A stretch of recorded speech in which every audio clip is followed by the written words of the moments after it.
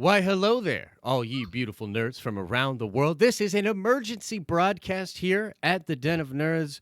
We have to talk about the one thing that every single Star Wars fan desires from the Rise of Skywalker, the universal desire from right now, let's just be real. There's a lot that's dividing Star Wars fans, but there's something that has united them. The one thing they need, and that would be Anakin Skywalker, the chosen one. Where's he at? Where's he at, JJ? Where's he at? And I'm actually joined with a very good friend. Very excited to have this guy back on the program, be talking Star Wars with this guy. It's been a while. James Razile from the Rebel Scum podcast. What's up, my friend? How are you today? Hey, I can't help but think that everybody is let down now because you kind of like teased JJ, and then you got this single J. I'm a singular J with no JJ type answers. Or maybe I have all the answers because he's a mystery box. Well, I don't know. here's the thing. If people legitimately thought I was going to have JJ Abrams on the program, I don't know what to do for you. That's not the kind of show we run here. So if you're watching this on the replay and you're unfamiliar with how Fan Chats Live go, this is going to be pretty casual. Just going to break down some interesting things. I wanted to just talk with my friend James about Star Wars and about what's going on, particularly when it comes to Anakin Skywalker, the chosen one. James, just to start off with you, man, just being completely real with you, I see a lot of what goes on in the fan base. I see a lot of these conversations and everything. I was actually legitimately surprised by how many people really want Anakin Skywalker in this movie. Are you surprised by that? And are you one of those people? Yep, I'm one of those people. 100%. I was one of those people for Jedi Anakin Skywalker. I'm one of those people. Anakin's my probably number 2 behind Han Solo.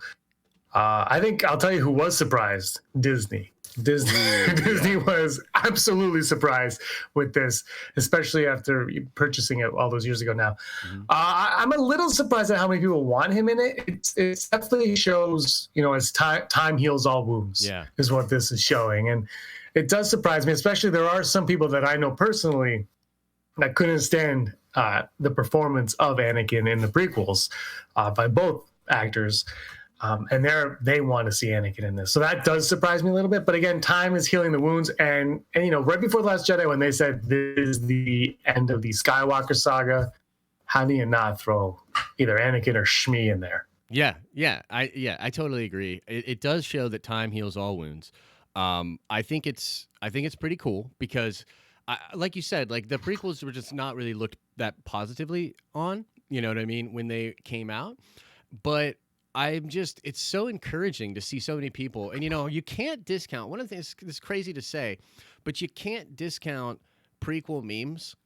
Memes, the subreddit on Reddit became such a huge thing out there for Star Wars. It legitimately carried the prequels to like a new place for a lot of people.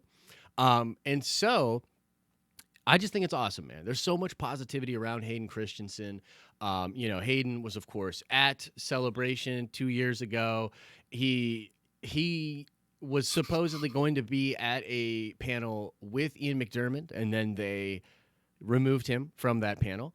And so there's some evidence out there to suggest that he might be in it. Although, and I know this is going to be a spoiler-free discussion, guys, because James is not one of these people that likes leaks. He's not into the leaks.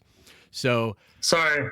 Yeah, so we're going to we'll stay spoiler-free. I'm totally cool with that. But I will just say this, and I've already divulged this information with you, but there is nothing in the leaks about Anakin. So there's nothing to suggest that he will be in the film. And, people ask me sometimes, like, well, do you know anything? Do you know about... The only thing that I know for sure is that they are still doing some kind of shooting for the movie, and it's all very skeleton crew stuff. And so it is possible, particularly because right now they're probably doing like ADR, you know what I mean? Just fixing up little things here and there. It's very possible that we, at the very least, get Anakin's voice, but that we have no definitive proof that we'll actually be getting Anakin in the movie whatsoever. James, if we did get Anakin in this film, how would you want them to do it? Is there a way that you think he could be used best as a character. What are your thoughts on that? I think the reality is I have no idea. To be like, if you look at the Last Jedi, that scene with the Yoda, obviously is the one where you would throw him in that movie. It all comes down to Rey, and you probably have a better understanding of this than I do. But who Rey is, and I think he has to be some kind of guidance for Rey. If Rey is who we all of us uninitiated in the leaks are concerned, we don't know who Rey is yet. So, but my feeling on Rey is she's very similar to Anakin in a lot of ways. Right. So it would be him that would be guiding her. So that how it is. Interesting that you say the voice. A voice, is that a cop out? I'm not sure. I think I'd be accepting of it depending on how it was used. I don't want, as much as I want Anakin in there, I don't want him to be in there for the sake of being in there. Like, oh, we're good. Like that shot in the trailer of the Falcon and the Ghost and every ship that's ever been in Star Wars. That's cool. Yeah. I don't need that with characters though, well, deceased characters. Characters that are still alive, throw them all in if you want, like The Simpsons. But for me, I wouldn't go down that. I have a question for you actually. Yeah. If I could jump in and take over this conversation. Yeah, hit me. So you know the leaks. Yes. You before we went on, you were like, James, you wrote a book. You're like, this is everything that's happening in the movie, and I read it, and I was like, sounds good. But does the fact that he has not appeared in the leaks make you think that he is not in it, or they're just being very well guarded at that secret? Yeah, so it's interesting because a couple of things could be happening. Number one, it could be that they never planned on having Anakin in there, and then maybe now they're seeing the desire out there. And like honestly, JJ or anyone at Lucasfilm, if you're watching this video, this is a softball. This is literally the easiest thing for you to do. If you don't have Hayden in this film, you're going to piss a lot of people off. This is basically just the reality of the situation.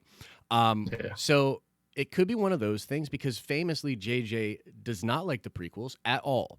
And, you can see little things within Force Awakens that even kind of feel like anti-prequel stuff. You know what I mean? With like the Hosnian Prime system looks like the most prequel characters in one place and they all just get blown into oblivion. You know what I mean? So there's potential that JJ is ignoring the prequels. However, you see the battle droid in the one shot in the trailer. You know what I mean? Like there's definitely prequel-esque ships in that armada.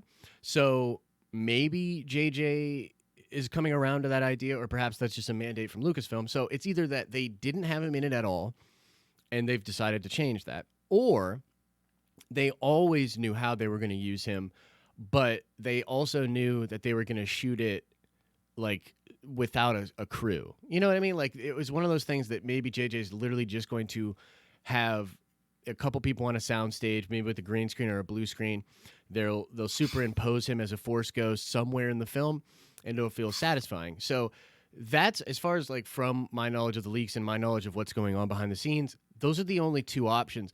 But there's no way, in my opinion, that he's playing a significant role and they have hidden that.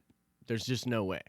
Yeah. I don't think it would be smart for him to play a significant role anyway. He wasn't in. I mean, he's Vader in the original trilogy. It just he's got. I think it's a moment. You know what I mean? Like significant role, a large role. No, significant. I would say yes in a small percentage. But if you're JJ, if you've seen Super 8, I think there's a reshoot in Super 8 where they took Kyle Chandler and they put him in a room with a white wall and like Bad Robot, their offices, and they just shot a scene in there one day. And how many people do you think were on that scene, right? So they could do this without people knowing. But I'm with you. It's not a large role, but I think if he's in it, it's got to be profound. Yeah, the scene has to be. Yeah. But yeah, you're totally on about the prequels. Look, there were pod racing flags in The Force Awakens that they digitally removed. So that battle droid, don't get too excited about. Yeah. Don't get too excited about. It might be gone by the time you see the movie. Yeah, and it's an interesting situation. I mean, at the end of the day, I think, it's awesome that we're having this combo because we haven't had a chance to really talk about too much of this on air. But I mean, we talked about the last time you and I were really like doing a lot of content together, and really even after the fallout of The Last Jedi, we were already saying this. We were already having discussions about the immense pressure that was on Episode 9. even if The Last Jedi had been received incredibly well, there was still going to be a lot of pressure on episode 9, no matter what. But now it feels like there's just extra pressure. I don't know. I get the feeling that the end of the Skywalker saga was not always their plan. This is kind of more of I want to say like it's a marketing tactic, right? It feels like this is them saying, you cannot possibly skip this movie. And it seems to be working. But the problem is it puts this pressure on the film to give a satisfying ending to a story that was kind of already ended. Do you know what I mean? So, I don't know, man. I honestly don't know how they do it without Anakin.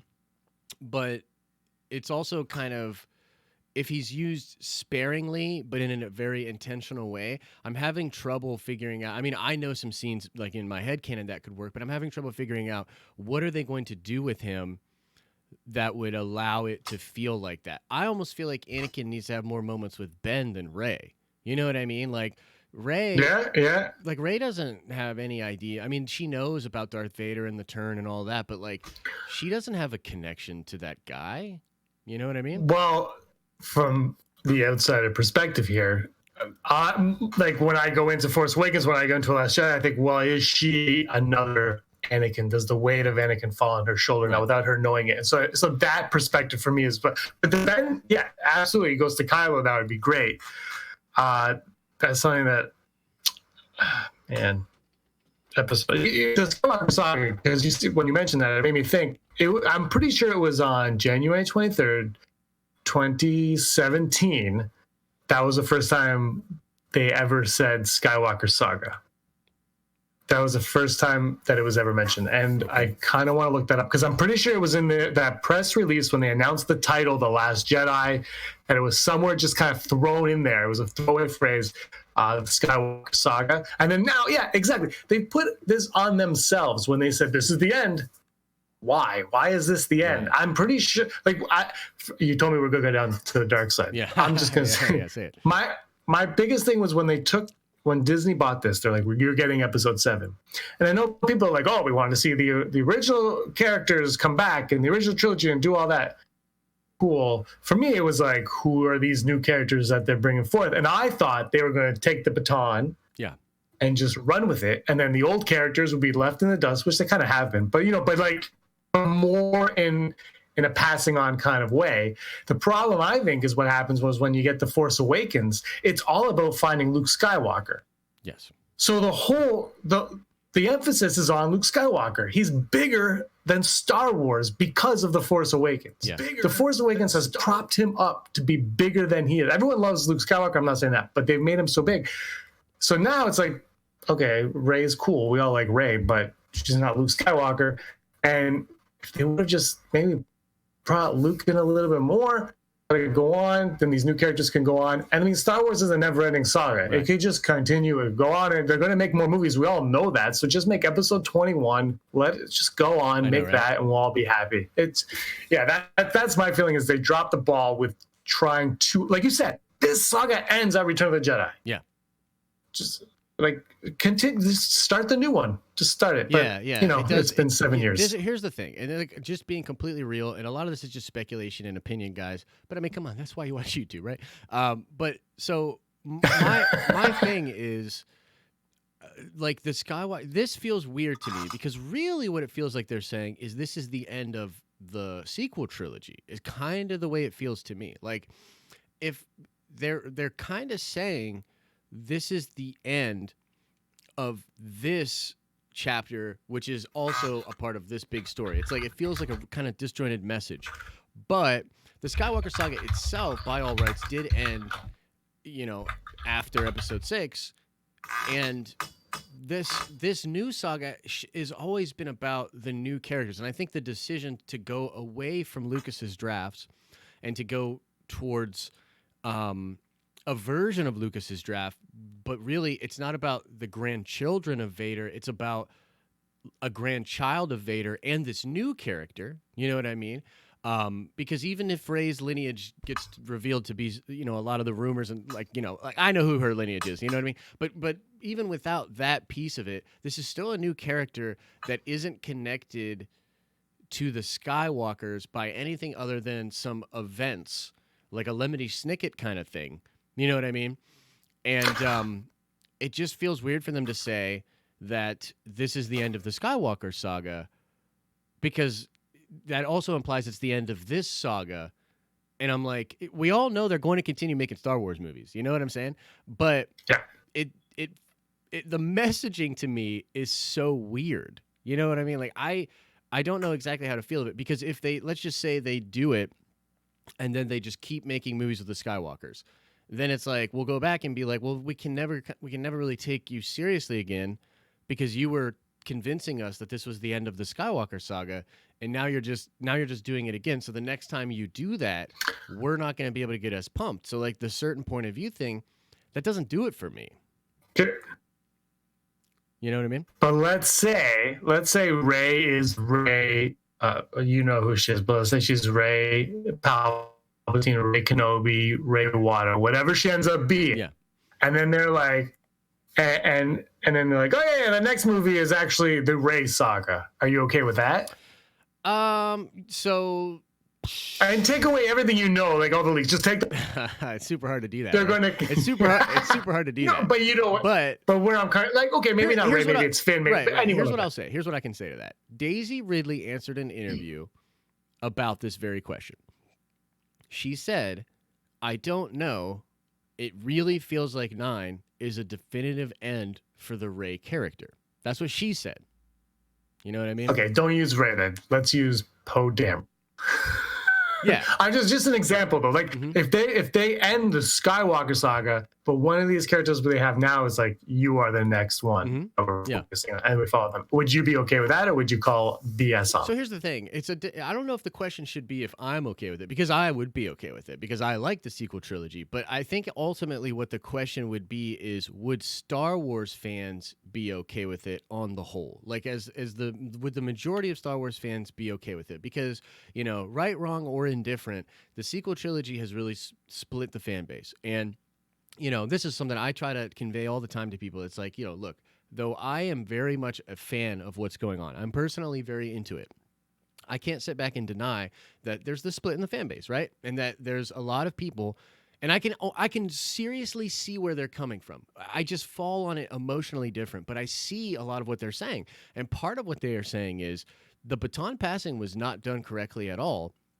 This feels, it's like so not the continuation of the old movies. Like it really does feel like, you know, let the past die. There's this effort for them to be there, but most of them die. You know, there's this kind of, it doesn't feel right. Where even at the point in the trailer where C-3PO says, you know, saying goodbye, taking one last look at my friends, I'm like, you know, he kind of doesn't know these people. Do you know what I mean? Like, see, I never took it as him talking about those people. Well, he could be visioning his actual friends. I think it's his. I think it's his memories and stuff. Like because he's a droid, right? Yeah. So, Look, but you might be right. No, he has no connection to those characters at all. That's the thing, right? But that's an example of why certain people feel the disconnect. You know what I mean? So I think the question is, the answer to your question is, it depends on episode 9. It depends on how it's received financially. It depends on how it's received critically. It depends on how it's received by the fan base. I think if the movie is very, very successful, then Lucasfilm will have the sense or the feeling that the new fans, or the portion of fans that like these characters in this story, is outweighing the potential fans that are not liking the direction. And then they will feel confident to perhaps continue the story further with these characters. But if they do not feel that way coming out of it, like let's just say the movie doesn't even make as much as The Last Jedi, you know what I mean? Like let's just say something like that happens, or maybe it's successful, but there's still a lot of vitriol that we can sense out online. I don't know if it would be smart for them to continue this. I almost feel like they have an out by saying it's the end of the Skywalker saga to then go in a completely different direction and give it a shot. You know what I mean? So that's kind of where I'm at with it. Yeah, so I found the article here on when first ever documentation of Skywalker Saga that I know of Okay. was exactly what I said. January 23rd, 2017, StarWars.com headlined the official title for Star Wars Episode 8 revealed. And it says, "We have the greatest fans in this or any other galaxy." This was obviously a year out before the movie came out. "In appreciation of the fans, we wanted them to be the first to know the title of the next chapter in the Skywalker Saga, Star Wars Last Jedi." Yeah. So that was the first time I ever saw Skywalker Saga. And I know it stood out to me in that. I think they probably borrowed from the Infinity Saga and an idea. I think as much as it is like putting pressure on them, I also think, to your last point, is it's very smart, because then they're saying, "Okay, we're going to end this, and then we have a fresh new chapter coming on." And the thing is, with the new chapter, whoever they throw in there could be connected to a Skywalker. It's just a Skywalker won't be a main player in that story at all. So, you could do whatever you want. I'm hoping this is a question. I don't know. Maybe this we're so far away from Anakin right now, but if they make Kevin Feige comes in, he's like, "I'm making the next Star Wars movie. It's about character X and Y." Mm-hmm. What makes that a Star Wars film and not, a Kevin Feige Marvel space film? Yeah. You know what I mean? Like, what makes a Star Wars film a Star Wars film? So I've thought a lot about this, and I think, particularly when you look at what Johnny Fobbs is doing with The Mandalorian, I actually don't think the Star Wars formula is that hard to crack. I really don't. Mm-hmm. I think ultimately getting away from some of the Skywalker stuff could actually help them in nailing the Skywalker, or rather nailing the Star Wars feel without having a lot of expectations and you know what I mean? Like that sort of stuff. So like, I think there are tons of stories out there. Like if you look at the expanded universe, for instance, there's a lot of stuff in the expanded universe that feels Star Wars. Like maybe it's a little different. Maybe it's got different flavor here and there, but like overall, you get that same Star Wars vibe. And I actually think it's literally one of the most simple things to deconstruct and do. I don't even think it's challenging.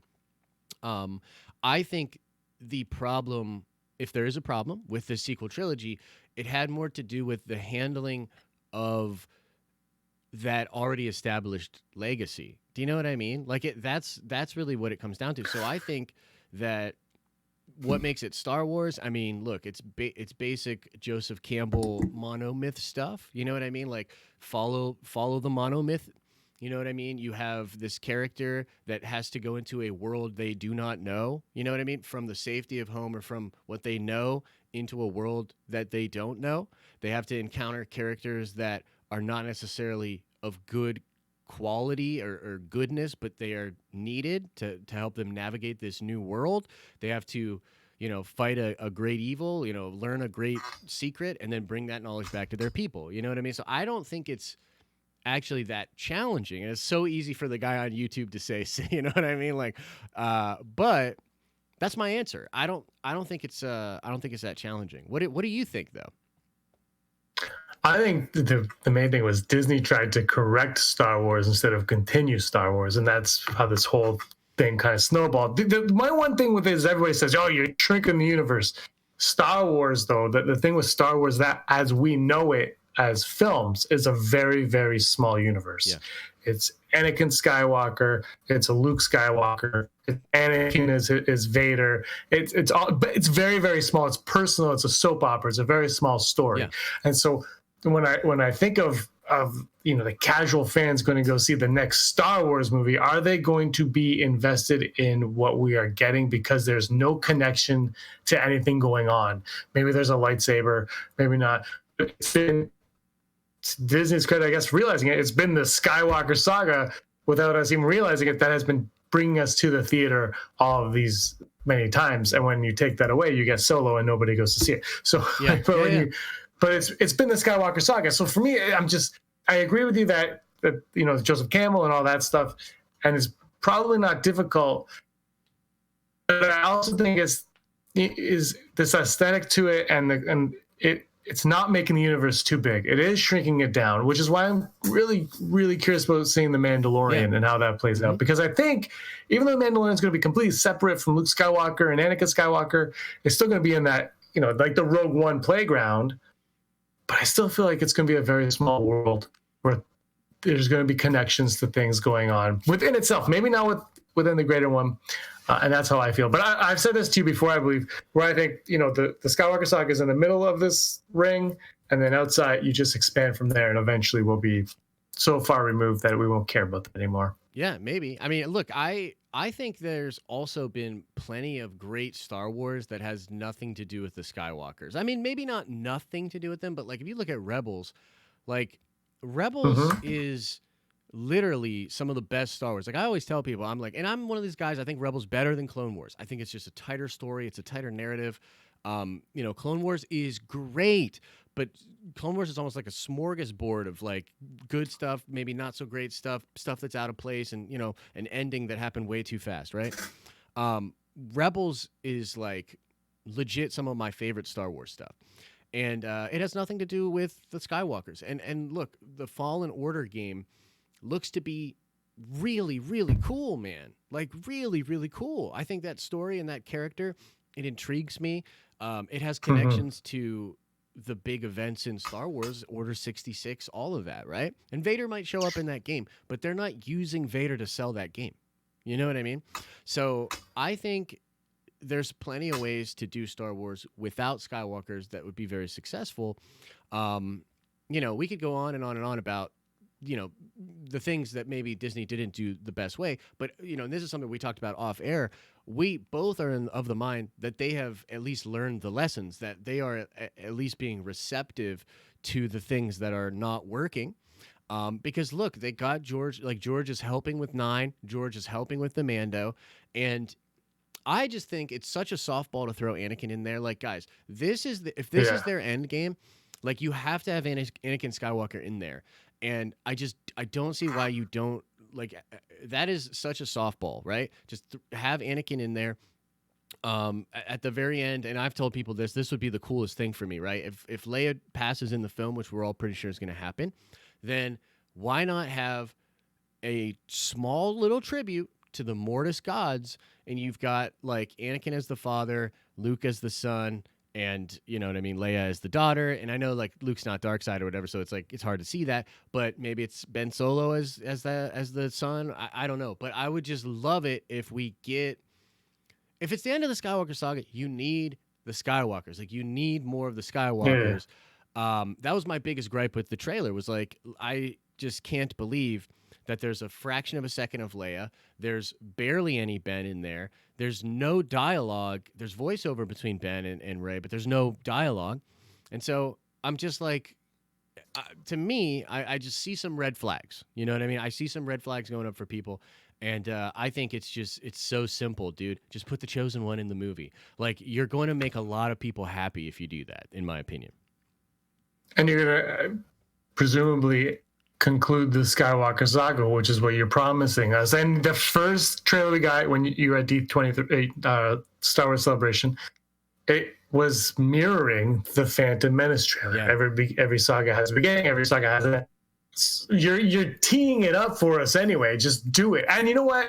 I don't want to see him though until I watch the movie. So Yeah, I yeah, am. I'm If into whether or that. not they've shot or not, I'm glad with that. But yeah, you throw Anakin in there, and I think we had this conversation for Last Jedi in one of our weekly live streams. Yep. I'm pretty sure we did this. But you throw him in there. You give us Anakin. You're giving us Luke. He's dead and gone. Leia, I think she's gonna die too, and she'll be the Force ghost in this movie, if anyone. Yeah.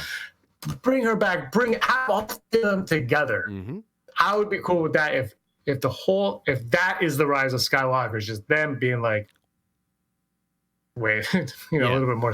Yeah, and I think in a sense, That's what I want. yeah, and I'm with you. And I think in a sense, I could forgive him not playing a very important role if they have him in there. But I think it's kind of unforgivable if he's not in there at all. Like I just don't. It just doesn't make sense to me. No.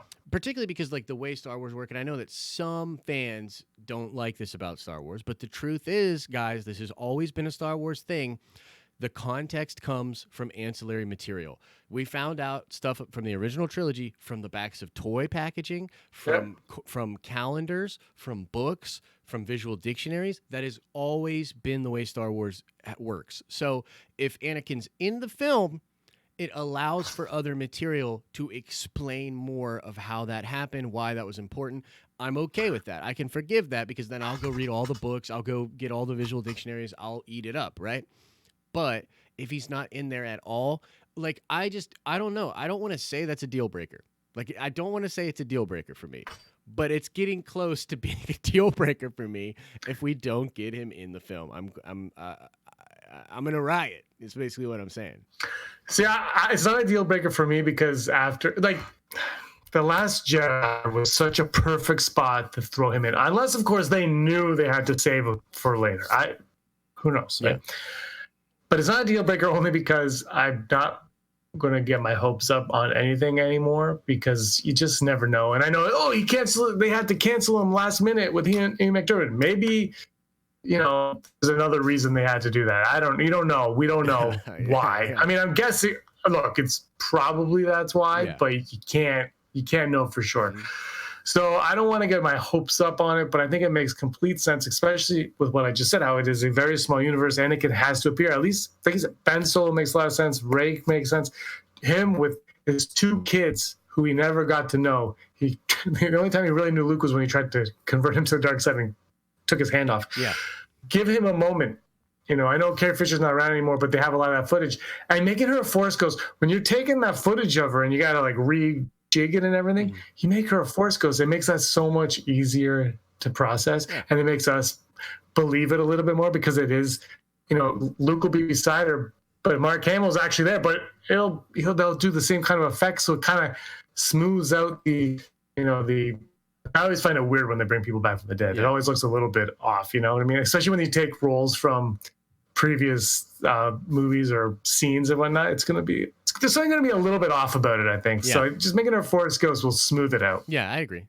And so I think overall, like, we're in agreement. Like I said, just a softball, Disney. It's a softball. It's a softball. You know what I mean? It's just going to be writing fan letters to J.J. Abrams for the next 2 months. Put him in the movie. I know. Well, dude, that's why I made this thumbnail, man. You know what I mean? Like, yeah. So anyways, guys, we're going to shift into Q&A. So get your questions ready. You can ask James and I anything. We'll go over everything. We're probably going to go for like a half hour more. If you got a little bit of loot and you want to support the channel, throw a super chat up. We will answer every single super chat that comes in. If you don't have any loot, don't worry about it. Just get your questions into the chat. I'll go over as many of them as I can, just that are in the regular chat as well. So let me ask you this, James, while we're waiting for some questions to come in. Is there another Jedi that if they go Force Ghost crazy, like if it's the Force Ghost bonanza, is there a certain Force Ghost that you particularly really want to see in the film? I don't want to go Force Ghost bonanza. Uh-oh. Do you want me to? Well, I don't know. I mean, I think Force Ghost bonanza is the thing. But is there? No, there's a large part of me that also believe that. But if it's Force Ghost bonanza, can there be a Force Ghost before Qui-Gon Jinn that we know about? Do you know what I mean? Like, yeah, that's an interesting question. I can see ones before the Phantom Menace that learned this, but anyone in the Phantom Menace aside from who's already, they would have needed to get the training. Yeah, exactly. Apparently they didn't know about it because obviously it'd be cool. Like with the D23 trailer when that was dropped, the thing that, other than obviously Dark Ray and all that, the thing that hit me was the inclusion of Mace Windu in that. And I was like, that struck me as curious. Yeah. So they want to remind us that he's in it. Do they want to remind us of the lightsaber, of what Palpatine did to him, what he was doing to Palpatine? So that does. So I mean, Mace Windu would be cool to see, but I just don't think he would be a Force Ghost. Dude, you're totally right. So if Qui-Gon, if they can make it make sense that Qui-Gon's there, but obviously Obi-Wan, Yoda, Anakin, Luke, Leia, 3PO, and R2, and Dash Rendar. Dude, here's the thing. I just need that smile. I just need that golden Kit Fisto smile. That's all I need, baby. Oh my God. So if we get that golden Kit Fisto smile, everybody's like, "Who's your favorite Jedi?" I'm like, Kit Fisto, and they're like, "Why?" I'm like, "Have you seen his smile?" Right there. Yeah, I mean, like, come on, guys. You can't beat Kit Fisto. You can't beat that. So now we'll get into some questions here. This one comes in from Kelly Bender. What's your favorite piece of Star Wars merchandise? That is an incredible question. James, you take it first.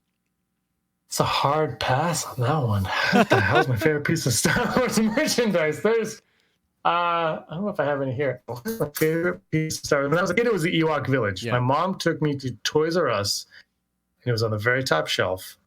And she had to get the employee to go over and bring it down. And that, with almost all of my OT toys, were given to charity years later. So I only have like 2 Hans, 2 Landos, identical Landos. Oh my gosh. And a Bouche Leia without the mask.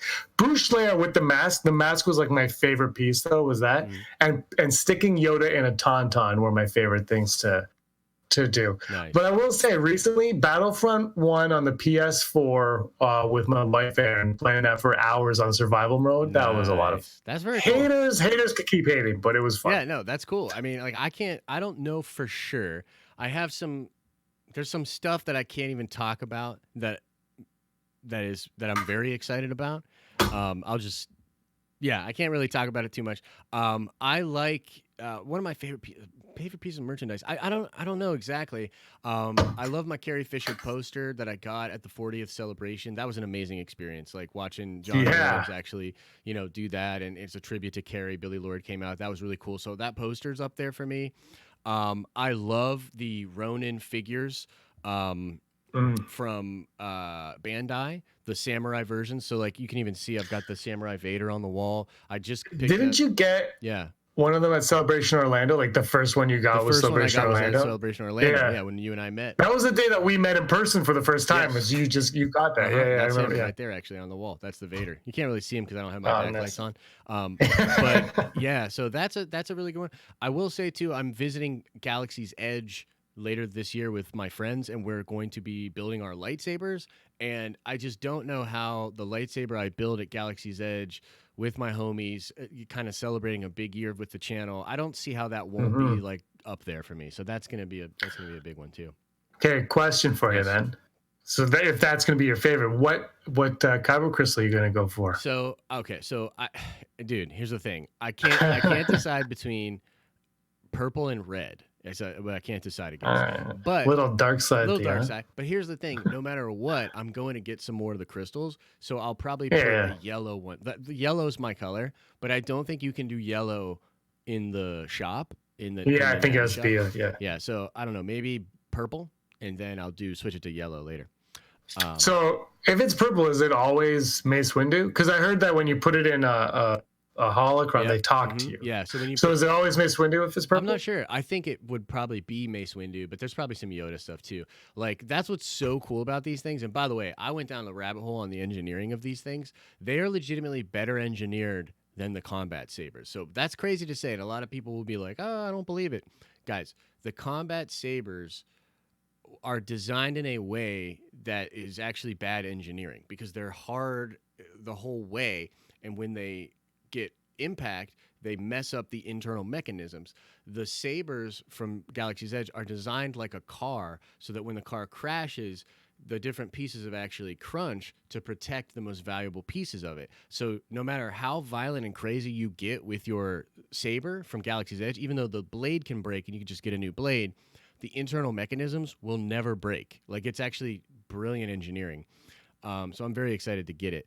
But here, let's just jump through a couple more of these questions. Yeah. Let's see here. Do you think Finn will go force sensitive from Trevor Brightly? Damn it, Trevor. What do you think? 2 years ago, I'd say absolutely not. The trailer, he says the Force brought us together. I'm going to go no also on that one. I don't think so. I think, though, unlike Han Solo in the original movie, and maybe even the Empire, he will believe in the Force. And he will accept the Force as a thing, but I don't think he'll be Force. I mean, everybody, I guess, is technically Force sensitive, but I don't think he's going to be, opening doors with his hands or Jedi mind tricks. But I haven't read the leaks, so Josh, tell me I'm wrong.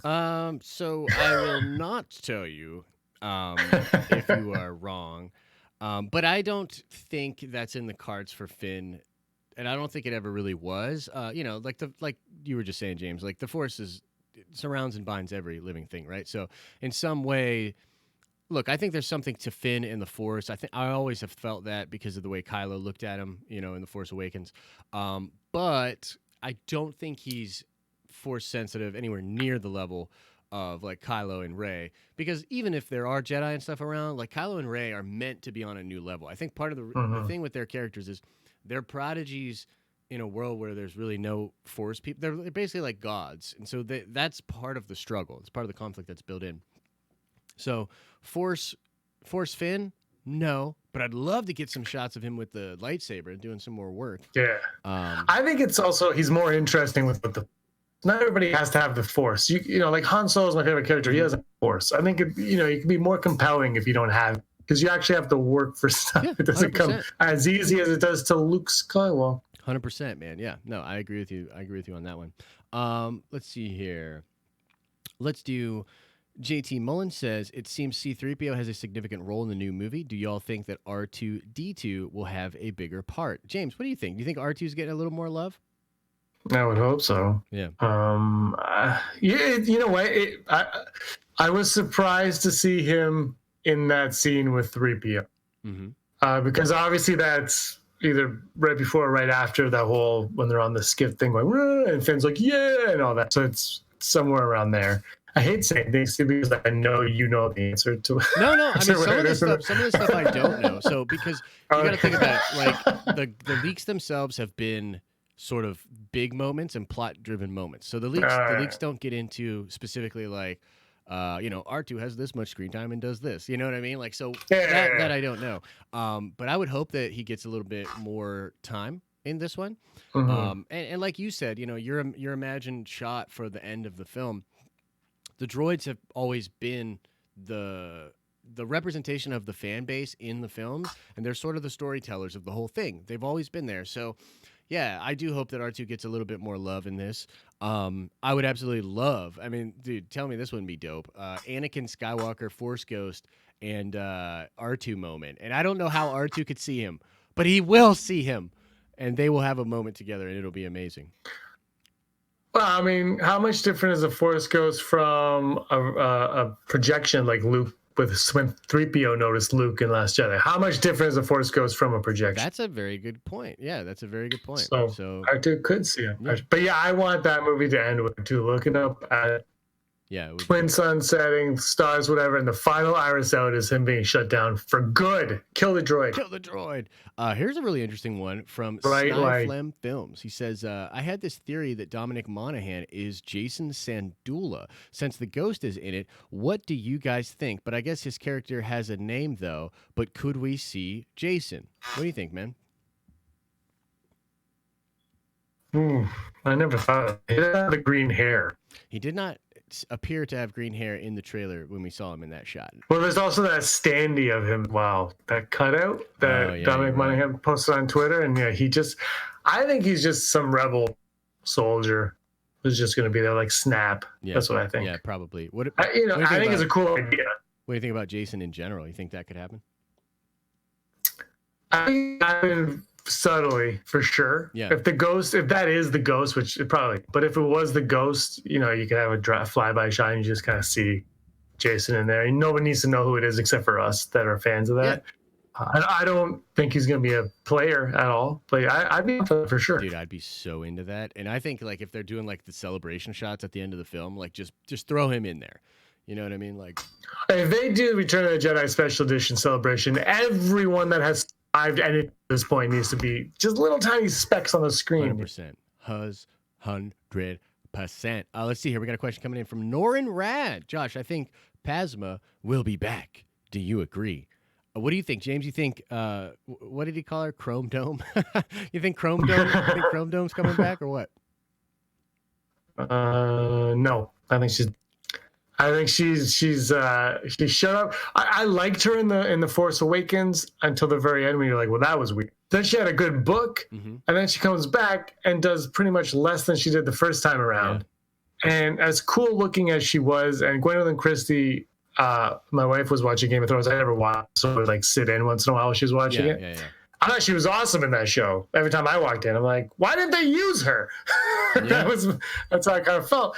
And no, I think, fool me 3 times the joke's on JJ. I would not do that. Yeah, I know, right? I think that's probably low on the totem pole for them. But I do see, some support in chat, and people are like, justice for Phasma. And I'm like, yeah, Look, if you could bring her back, because when they did the D23 or what, no, San Diego Comic Con, when they announced the Sith Trooper, Yeah. when they showed all the troopers, she was like right beside them. Yeah. And the front lines. It's like, oh, maybe Sith troopers are all clones of Phasma. Not gonna happen. But like, That would be sick. I'm down. I know I'm down to see more of her. It's not gonna happen. Yeah, no, it's probably not going to happen. Yeah, I don't think there's much hope for that. I mean, I think it's a cool idea, but no way. Let's see here. If she isn't, I'll come back here and admit. Yeah, I mean, of course, gladly. I tell you what, that would be a wild twist. You know what I mean? Yeah. Let's see here. Ghostman says, "Do you think Darth Maul should chop up Kylo in all caps?" What do you think, bro? Do you think Darth Maul... Here, two-part question. Number one, is Darth Maul going to show up in the movie and cut down Kylo Ren? And no. Number two, could Darth Maul mess up Kylo Ren? Do you think that Darth Maul is more powerful than Ben Solo? What do you think? I think Darth Maul is... That's a good question because it's hard. Because I think Darth Maul was a little bit more stable, so he might actually have been able to based on that. However, because Kylo Ren is so unstable, he's able to tap into that dark side a lot more, and like he stops a blaster in midair, which is completely strong. badass. Yeah. He's... Wait, can I ask? Yeah, what's up? Hey, will he stop something even more cooler than a blaster in this movie, Josh? Do you know the answer to that? I don't know the answer to that, but I do know that both of their powers, Rey and Kylo's, have increased significantly, and they're going to be able to do some very interesting things. You're going to see some very interesting things in this film. With, there's this idea that JJ's been teasing of like how powerful is the Force, right? Mm-hmm. And I think that this movie will tease that question a little bit, where you will start to, like, if Luke opened up a whole new world with the Force projection, I think this film takes that football and runs with it. You know what I mean? So okay. I think there's gonna be some really cool stuff in here.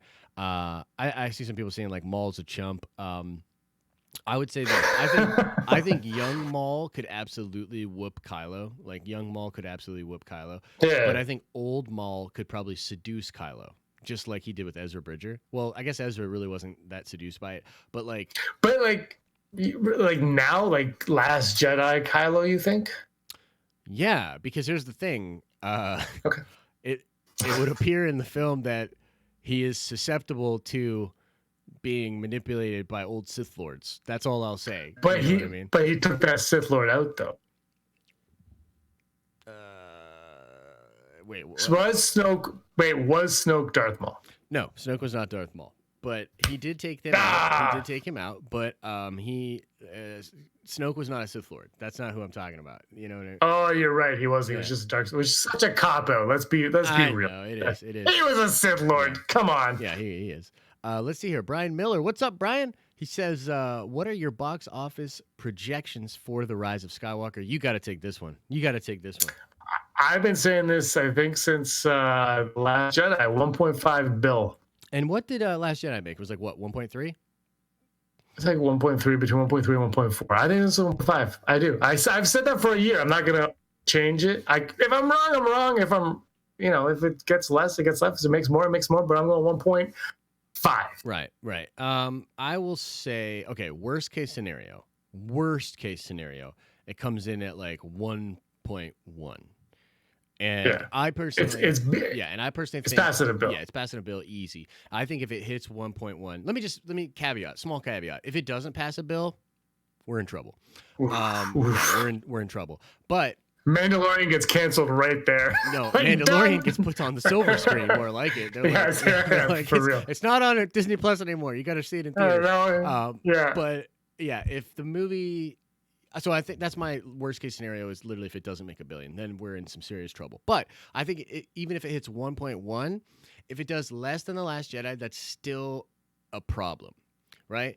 But my gut tells me, just with all the hype we're seeing and all the the ticket sales projections, I do think it will make more than The Last Jedi, and I actually wouldn't be surprised if it crept pretty high, like 1.6, 1.7, 1.8, yeah.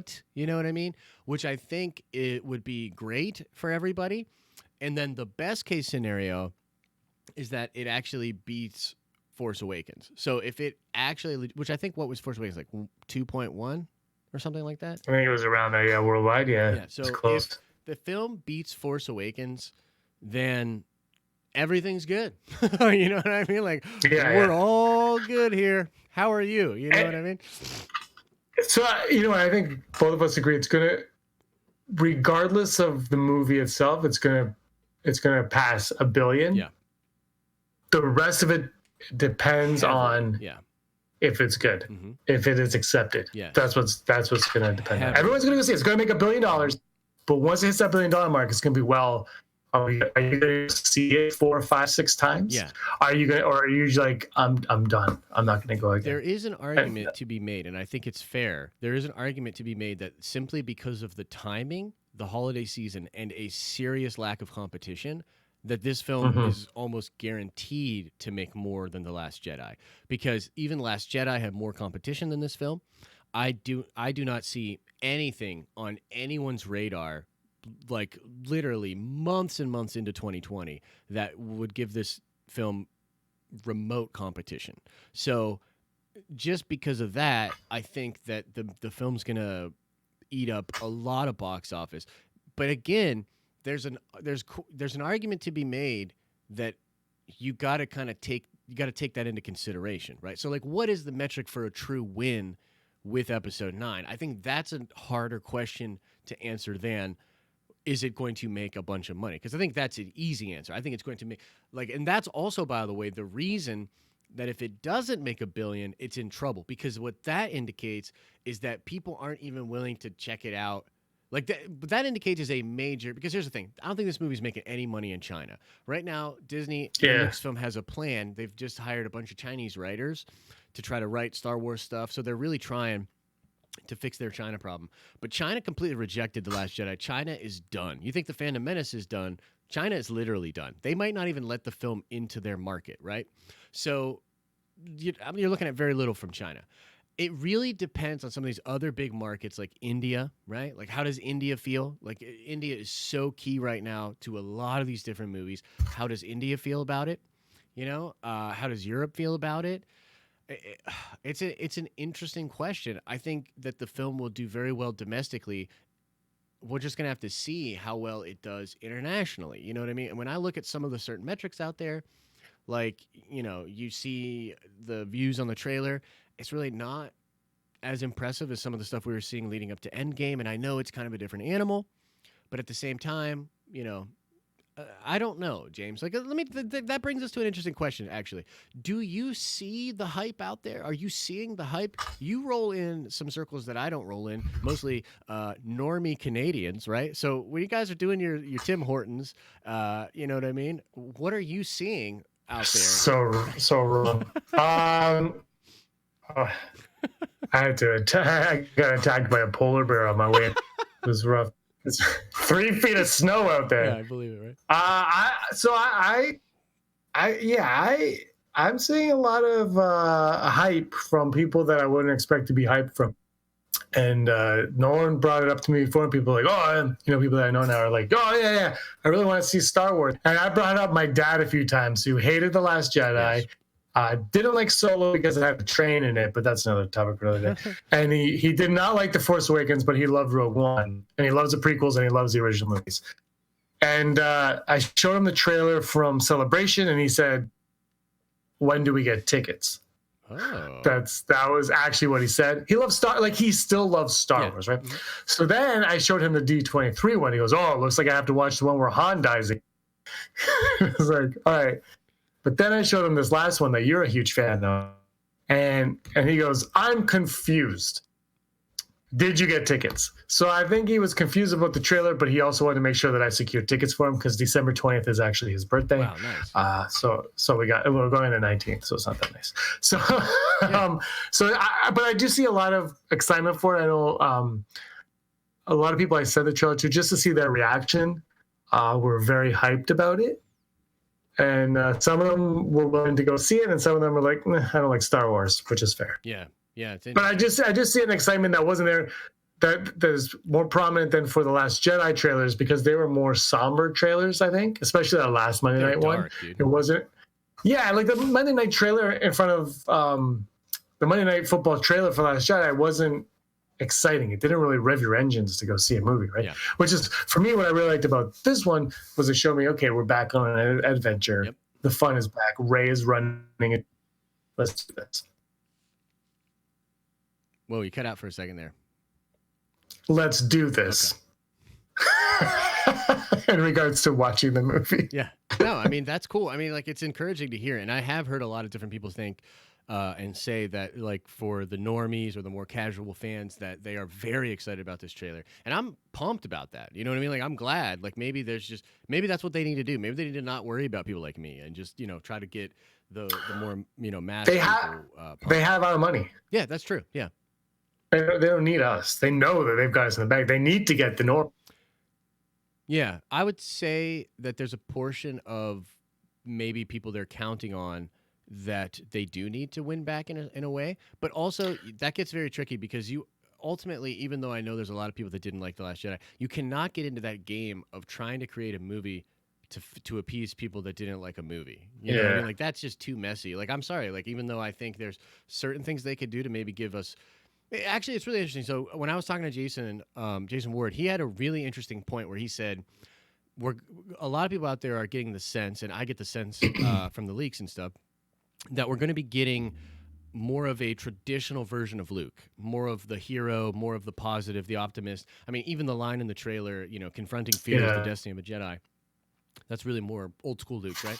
And so on the one hand, you could take that and say, well, clearly Disney is adjusting Luke to fall more in line with what people are fixing Luke, right? But what Jason said to me, and I think it's at least an interesting perspective, is, well, no, that's just Luke, and the journey that he goes on in The Last Jedi brings him back to his old self, and so this is just a continuation of that. They're not fixing anything. That's just a journey that Luke went on, because in some ways, The Last Jedi is not just about the young people. It's about growing old as a mentor, right? Mm-hmm. Luke, failure is the greatest lesson, right? All these different things. So in a sense, of course you're going to get the Luke you wanted because now Luke is back to that way. So I think that's a pretty cool way to look at it. But also I think optically they just need to bring him back to the Luke we know. You know what I mean?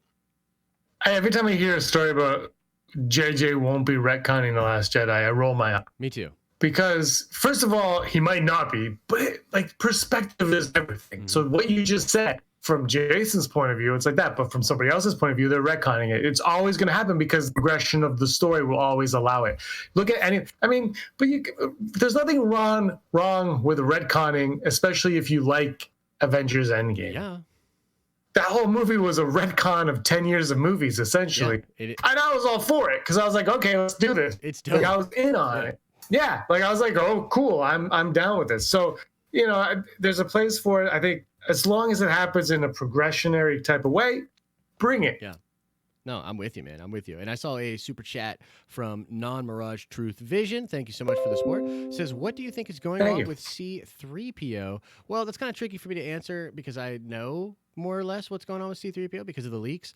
But yeah, a lot of people are talking. I mean, like you see some of it in the chat. He's sort of he's making a sacrifice. That's the best way I can say it. Mm-hmm. He's making a sacrifice for the good of the story and for the good of people and everything like that. Now, I will say I still hold out hope that he's going to go totally Rambo and just get some weapons and do some damage. That, by the way, not I will neither confirm or deny that is a thing. But I hope it's a thing. That's all I'll say. So yeah, let's take one more question. And then we are going to get out of here. Oh, this is a great question. Norin Rad, which, by the way, Norin Rad is the man. He made the Grey Order logo, which, by the way, I'll just say it for all of you guys that are in here right now. This Sunday is when the Grey Order launches and goes live. I'm going to do a video about it, and I'm pretty pumped about it. But Norin Rad says, Josh, do you think the fan base will be satisfied with who Snoke was or is? So let me pass that question to you first, James. Do you think that we're going to get some Snoke in episode 9? And how much effort do you think will be put into giving a satisfying explanation for that character? Do you know? Can I ask you before I answer? Do you know the answer to? This is actually something that I don't necessarily know the answer to. Okay. I just want to know. So I think it will be mentioned. It won't be in depth. I don't think it needs to be in depth. But I think I'm gonna say yes. We're gonna get an explanation to who he is, whether it's satisfying or not. I will say, really satisfying. I think of all things that will feel like a what was the point? Oh, I think Snoke's character is almost a what's the point, and that's what I'm gonna feel about it. Because my biggest thing was everybody said, "Well, you didn't have to explain who the Emperor." Original trilogy, but there wasn't 40 years of Star Wars before the original trilogy. Now we have 6 movies and a 30-year gap. Tell me who the hell this guy was. Like, it doesn't work like that. And so to say that you don't need the backstory, to me, is cheap. I think we're going to get it, and it's going to be something like, I think it's going to be in line with Aftermath. I think they're going to. Yeah. Did you just smack a fridge? Yeah, okay. I think it's going to be like he was one of those things in the unknown regions that was calling out, and that was that. Definitely. So here's my take on it.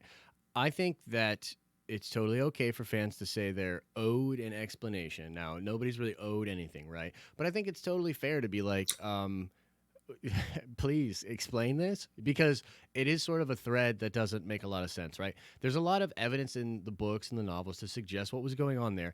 And JJ did say in one of the first Entertainment Weekly articles that the formation of the First Order itself is going to be addressed in this film.